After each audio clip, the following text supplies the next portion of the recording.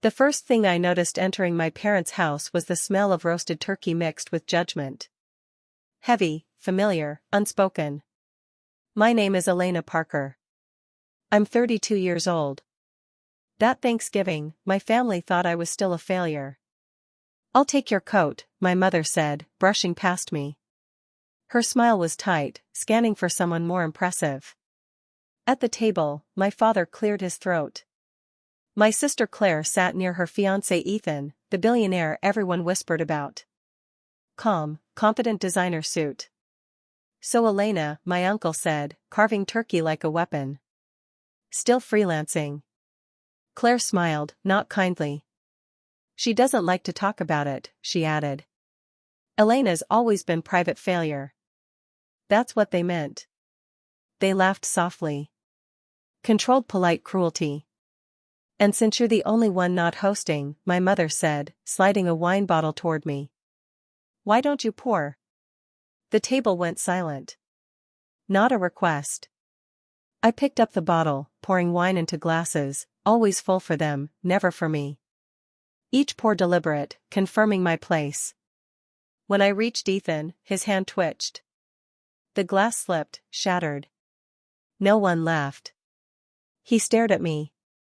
No. Past me like he saw something impossible.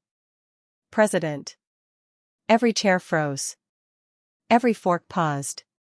My sister blinked, confused. "Ethan, what are you talking about?" I set the bottle down. For the first time that night, no one was smiling. "So tell me, what would you do if those who humiliated you suddenly realized they never knew who you really were?" It wasn't always like this. Growing up, I was the quiet one. And Elena Parker, 32 now, but back then invisible. My parents never hid their favoritism. My sister Claire, golden child since birth, new clothes, private tutors, vacations I could only dream of. Me, scholarships, part-time jobs, living in a cramped apartment above a laundromat. I had learned early. No one was coming to save me. But I believed in myself quietly, stubbornly. Every rejection, every smirk from my family only sharpened me. Thanksgiving had always been a reminder of their approval. What I lacked each year, a subtle competition, who got praise, who was ignored, and Claire, she thrived on it. Every eye on her, every compliment for her accomplishments. I sat, clapped, smiled, practiced my part. Then came the final blow. Last year, my parents dismissed my promotion at work. "It's nice, Selena, but you'll never match Claire," my mother said, voice syrupy but cutting. I forced a smile. Grit. I kept records, receipts, emails, all small details I knew might matter someday. Grandpa had always said, "Trust, but verify. Keep proof. It's your shield when the world doubts you." I laughed quietly that night alone, a bitter private laugh. I had a plan forming in my head. A quiet, controlled plan. Not revenge yet, just preparation. They thought I was beneath them. They thought I would stay that way. But now, at this dinner, after Ethan's slip, I realized their underestimation was my weapon. So, here's my question. How do you fight when those closest to you assume you'll never rise? Ever since I was a teenager, I learned to notice the small things.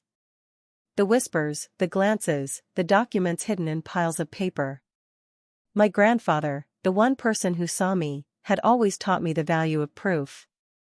"Elena," he said, "gather every letter, every receipt, every email.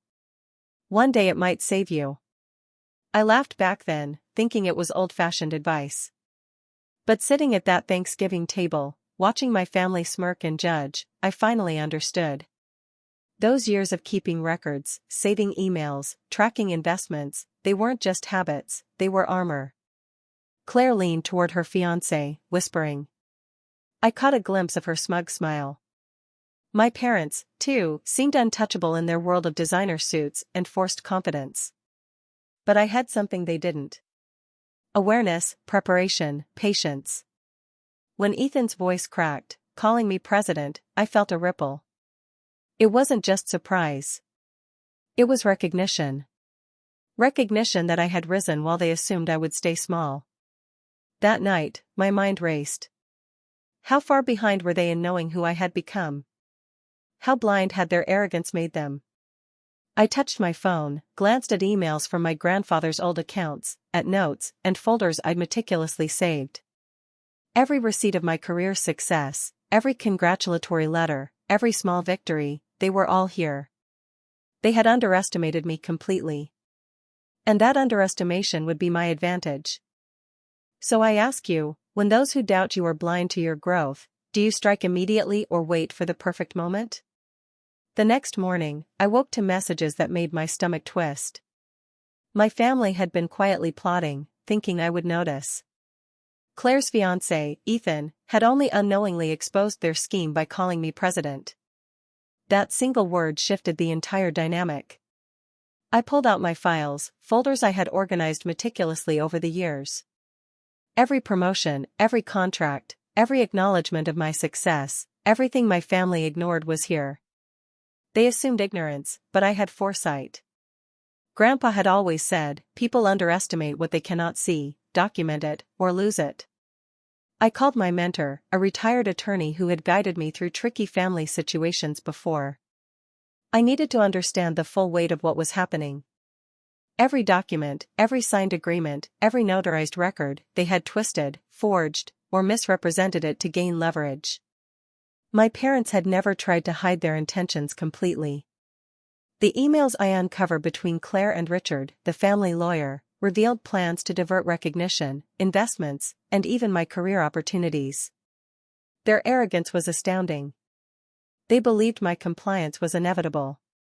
Sitting there holding the proof in my hands, I felt something I hadn't in years. Clarity. Their betrayal wasn't about money. Not just yet. It was about control, status, and preserving appearances. I made a choice, not out of anger, but precision. They had underestimated me. And now they would learn how consequences felt when the target was prepared, patient, and aware. So, here's my question. When betrayal is subtle but calculated, do you respond immediately, or do you let patience sharpen your edge? I spent the night mapping everything. Every email, every contract, every subtle manipulation my family had attempted. By morning, a plan was taking shape. Not impulsive, not emotional, strategic. I knew Claire's fiancé, Ethan, would attend another high-profile event the following week. He unknowingly held leverage in that moment. And my parents, their obsession with appearances made them predictable. I started small. Quietly, I contacted a forensic accountant I trusted. Within hours, every claim they had about finances, assets, and supposed mismanagement was scrutinized. Patterns emerged, miscalculations, intentional omissions, and discrepancies. They had been careless, overconfident. Meanwhile, I set up meetings with key people who had influence over Ethan's business interests. A single call, a casual mention of certain credentials, subtly confirmed my authority and rising power. Every move was calculated. I was no longer the overlooked sibling. I was the observer, the collector of proof, the architect of consequences. Each action forced them into a corner without a single confrontation. That night, I reviewed my grandfather's advice again. Control the information. Control the outcome. I smiled quietly to myself. Every shred of documentation, every folder, every email, they weren't just proof. They were leverage. And leverage, when used correctly, was far more satisfying than confrontation. So I ask you, when you hold all the pieces and the betrayers don't realize it, do you act openly or orchestrate quietly for maximum impact? The day came. Thanksgiving felt like a memory replaced now by the weight of truth and anticipation. I walked into the family estate again, but this time with folders in hand, every document meticulously organized. My name is Elena Parker, 32, and I had grown into someone my family refused to recognize. Today, they would see me clearly. Claire's smile faltered the moment she saw me. My parents froze, expecting the timid sibling who used to comply without question. Instead, I stood tall, calm, deliberate. I started with the subtle reveals. I noticed discrepancies in the financial summaries, I said, sliding one folder toward my mother. Also, certain documents you've submitted as authentic have been verified as forgeries. Claire gasped, and my father's face drained of color. Ethan's eyebrows shot up, eyes wide. Silence filled the room, heavy and sharp. I didn't shout. I didn't accuse loudly. Every statement was backed by records, notarized reports, and professional confirmations. Their plan to humiliate, control, and overshadow me crumbled under the weight of evidence. It was surreal to see them scramble, whispering among themselves, trying to justify actions that no longer had cover. Their arrogance had blinded them. Now the tables had turned. And I realized something. I wasn't doing this for revenge alone. I was reclaiming control, dignity, and peace. So here's the question. When betrayal is exposed with undeniable proof, do you demand immediate justice or let the consequences unfold while you remain composed? By the end of the day, the atmosphere had shifted completely. My family's arrogance was replaced by tension, confusion, and quiet panic. Every move they had made, every attempt to humiliate me had been documented and now exposed. Claire's smile was gone. Ethan avoided her glance, understanding finally that I wasn't a sibling to underestimate. My parents sat stiffly, realizing that appearances and control weren't enough against facts, evidence, and preparation. I didn't gloat. I didn't shout. I handed them copies of all forensic reports, notarized confirmations, and professional evaluations. Each folder told a story of deceit, manipulation, and attempted theft of what was rightfully mine. They read in silence. I watched them crumble quietly under the truth. Every justification they whispered to each other fell flat. Their power had been an illusion. Mine, meticulously built, was undeniable. And just like that, the tables had turned. The inheritance, the recognition, the control, they were no longer theirs to manipulate.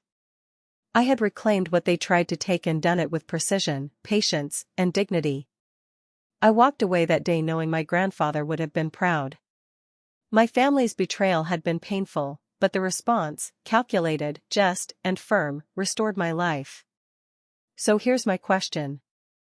After exposing betrayal, when power is restored, do you forgive fully or set boundaries and protect yourself forever? Weeks later, life had shifted completely. The humiliation, the tension, the betrayal, they were all behind me. My family had been humbled, boundaries set, and justice quietly served. I'm Elena Parker, 32, and I learned that true revenge isn't about cruelty. It's about reclaiming your life with intelligence, patience, and dignity. Claire avoided eye contact. Ethan was respectful, but distant. My parents, silent, understood that their control was gone. The evidence I had collected wasn't just a weapon. It was a shield. It ensured my achievements, my inheritance, and my peace were untouchable. I used part of my inheritance to invest in my career, launch a scholarship in my grandfather's name, and help others who had been underestimated. Every document I kept, every record I saved wasn't for revenge. It was for life, integrity, and proof that preparation pays off. And while my family never fully apologized, I had no regrets. I set boundaries.